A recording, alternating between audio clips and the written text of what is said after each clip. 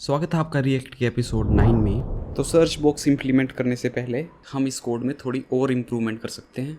जैसे मान लो अगर हम इस स्टेट को 2 बार अपडेट करें तो एक क्लिक पर अब हमारा काउंटर 2 बार बढ़ना चाहिए। ट्राई करते हैं, अभी भी लेकिन वो एक ही बार बढ़ रहा है।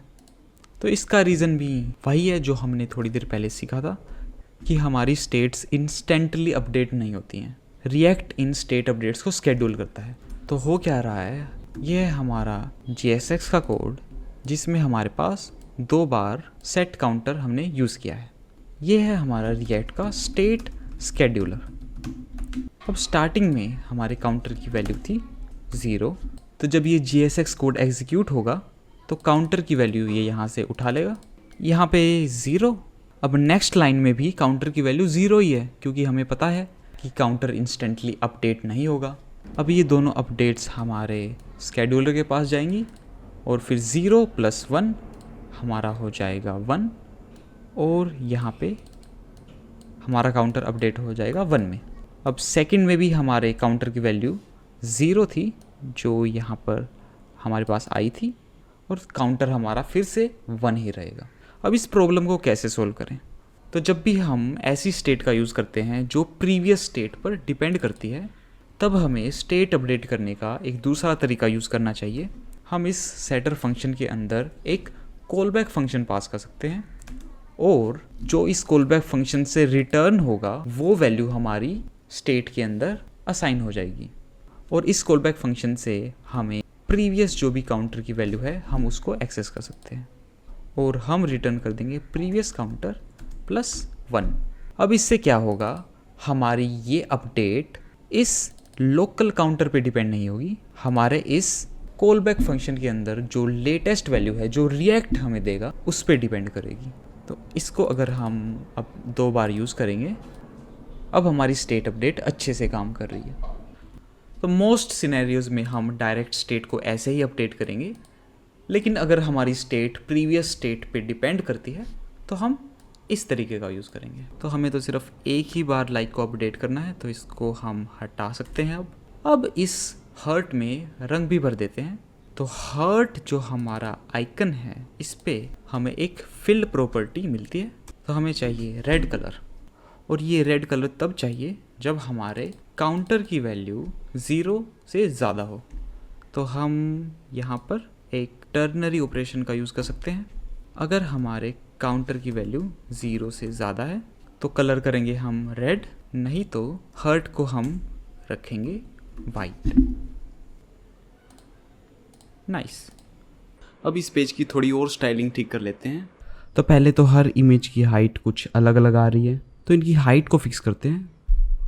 तो हमने CSS में इसको सिलेक्ट कर रखा है, विड्थ तो हमने फिक्स कर रखी है, तो इसकी हाइट कर लेंगे इस जो पूरे कंटेनर की हाइट है इसके 70%।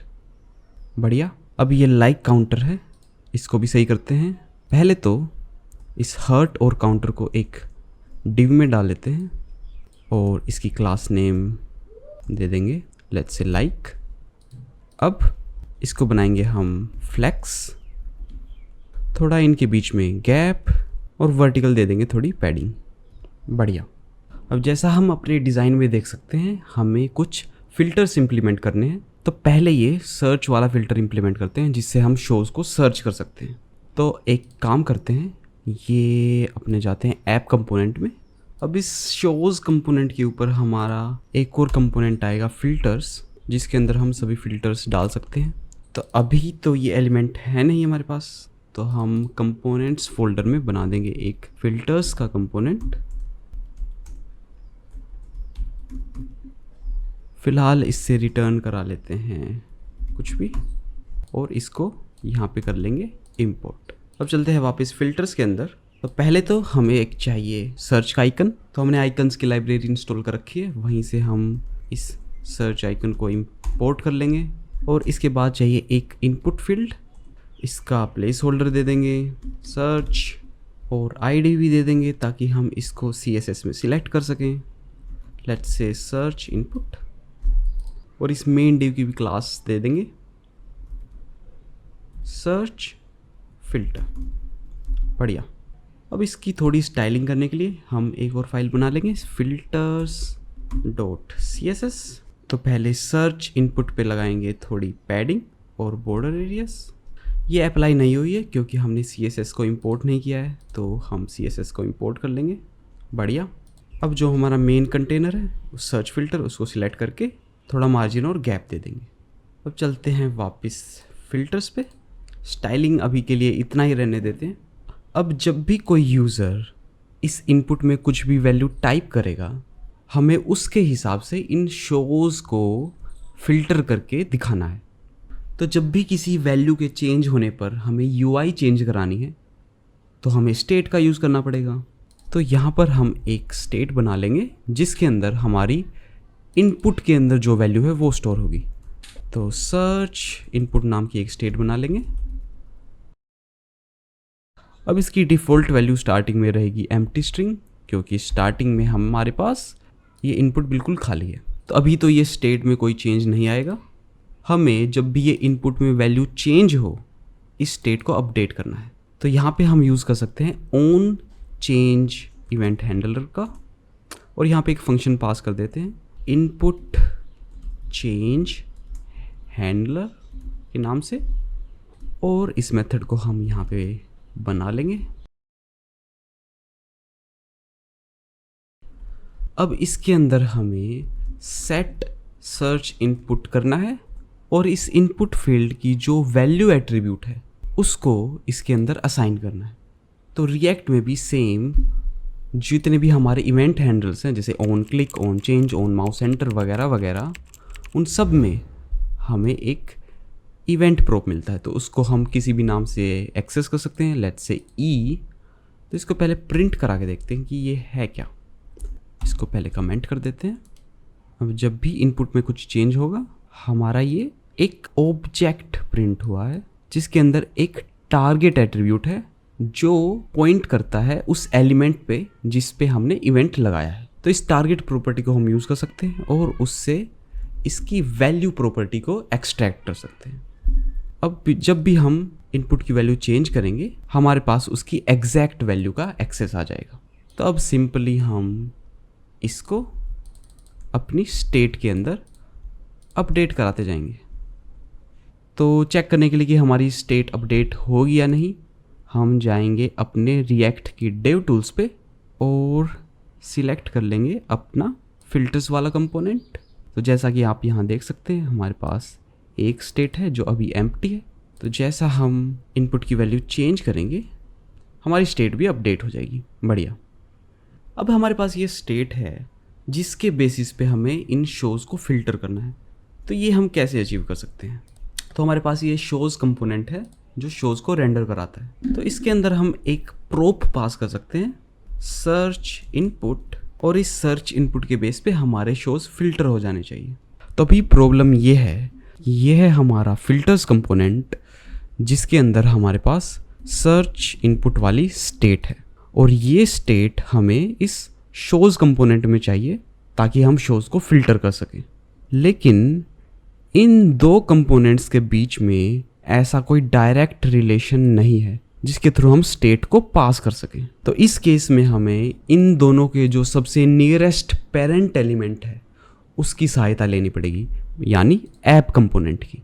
तो पहले हमें ये स्टेट पास करनी होगी ऐप को, और फिर ये ऐप हमारा पास कर सकता है शोज़ को। तो किसी भी स्टेट को, मान लो अगर ऐप में हमारी एक स्टेट है, उसको हमें चाइल्ड में पास करना है, तो सिंपल हम प्रोप का यूज़ कर सकते हैं।